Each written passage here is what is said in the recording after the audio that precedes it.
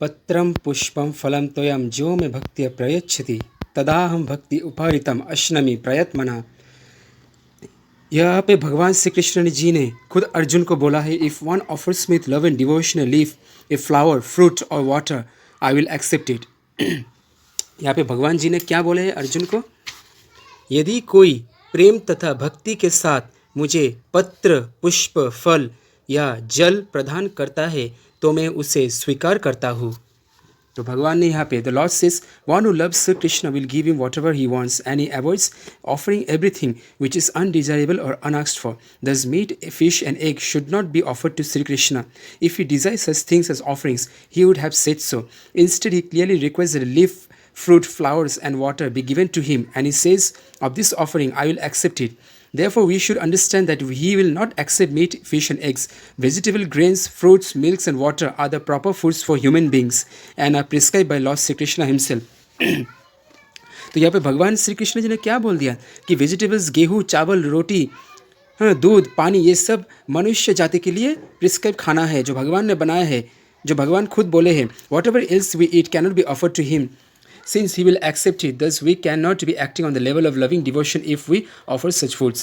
यहाँ पे भगवान ने क्या बोला? जो खाना बनाते हैं वो खाना अगर हम भगवान को देकर खाते हैं तो हमारी सारे कर्मों का फल भगवान स्वीकार कर लेते। भगवान हमारे सब कर्मों का दोष को नाश कर देते हैं और हम भगवत भक्ति में ऊपर चले जाते हैं, भगवत भक्ति के मार्ग में चलते रहते हैं।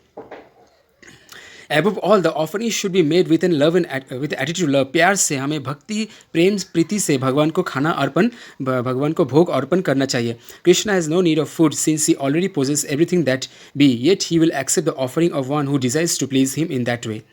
इससे पता चलता है हम भगवान को, भगवान ने क्या बोले कि भगवान को हम प्रीति प्रेम से जो भी खाना देते हैं, जो भी शास्त्र में लिखा है वो सब भगवान को देने से भगवान ये सब ग्रहण करते हैं। और हम जो भगवान का भगवान जो भी खाते हैं वो खाना अगर हम वो महाप्रसाद बन जाते हैं, तो जब हम महाप्रसाद लेते हैं तो हमारा भी ब्रेन में जो फाइनल टिश्यूज़ है, यहाँ पे क्या बोले, यहाँ पे ब्रेन जो create fine brain tissues which lead to clear thinking, हमारी सोच अच्छे बनते हैं, हमारे सोच विचार अच्छे बनते हैं, हम भगवत भक्ति प्रेम लाभ कर सकते हैं एवं हम भगवान की दर्शन, हम भगवान से कृष्ण भावान्वित हो सकते हैं, हम भगवान के बारे में सोच सकते हैं। यहाँ पे गौर से देखिए भगवान श्री कृष्ण ने क्या बोले, कृष्ण से प्रेम करने वाला उन्हें उनकी हस्तचित वस्तु देते हैं और कोई ऐसा वस्तु वेट नहीं करेंगे जिसकी उन्हें इच्छा ना हो, वो उन्होंने ना मांगी हो। इस प्रकार कृष्ण को मांस, मछली तथा अंडे वेट नहीं किया जाना चाहिए।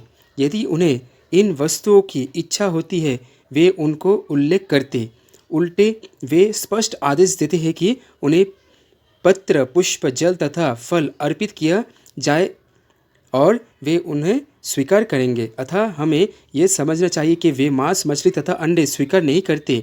शाक, अन्न, फल, दूध तथा जल वो है मनुष्य को अर्पित भोजन है और भगवान श्री कृष्ण ने भी इन्हें का आदेश दिया है। तो भगवान श्री कृष्ण ने क्या बोला, हमें जल, पानी, दूध या तो साग, सब्जी, फल जो भी है, अन्न है, सब कुछ मुझे अर्पण करो, क्योंकि ये सब मैंने सृष्टि के मनुष्य के खाने के लिए सृष्टि किया हो। जो भगवान ने खाने के लिए सृष्टि नहीं किया, किसी पशु प्राणियों को मांस, मछली, ये सब पशु प्राणी से आता है। हम क्यों दूसरे पशु प्राणी को कष्ट देना चाहते, क्योंकि उसके अंदर भी तो भगवान है, उसके अंदर भी तो प्राण है, जीवन है। हम दूसरों का जीवन छीलकर हम प्रयोग नहीं कर सकते, हम कभी खुश नहीं रह सकते ऐसे। तो भगवान ने जो चीज़ प्रकृति में बनाया है सृष्टि में, तो हम उसी चीज़ को भगवान को अर्पण कर सकते हैं। साग, सब्जी, ये सब भगवान को खाने से हमें दोष नहीं लगते, बल्कि हम सब कर्मों का दोष से मुक्त हो जाते हैं। उन्हें अतिरिक्त हम जो भी खाते हैं वे उन्हें अर्पित नहीं किया जा सकता, क्योंकि वे उसे ग्रहण नहीं करेंगे। यदि हम ऐसा भोजन उन्हें अर्पित करेंगे तो हम प्रेम भक्ति नहीं कर सकेंगे। हमें अगर भगवान की प्रेम भक्ति करना है तो हमें शुद्ध भक्त बनना है। हमें भगवान ने जो आदेश दिया है हमें उसका पालन करना है।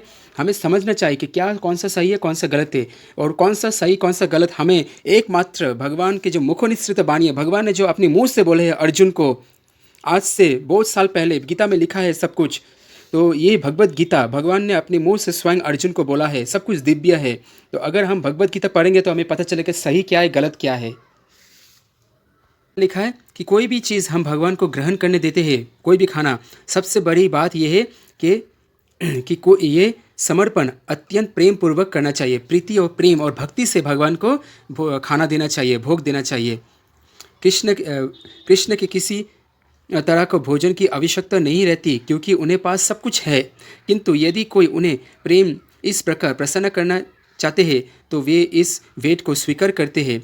भोजन बनाने, सेवा करने तथा वेद करने में जो सबसे मुख्य बात रहती है वे है कृष्ण से प्रेम वश कर्म करना।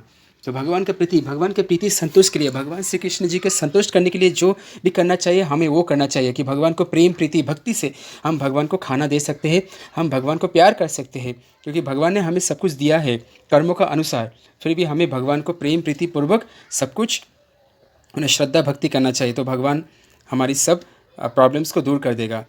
तो यहाँ से गीता से पता चलता है कि भगवान को क्या चाहिए क्या नहीं चाहिए। गीता से पता चलता है हमें कौन सा सटीक काम करना चाहिए, कौन सा सटीक नहीं है।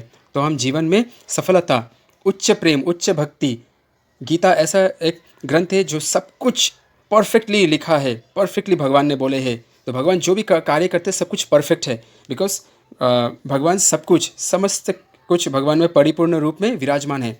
तो वो सर्वशक्तिमान है भगवान, अनंत कोटि कोटि ब्रह्मांड का मालिक है। तो उसको पास्ट प्रेजेंट फ्यूचर सब कुछ मालूम है भगवान को।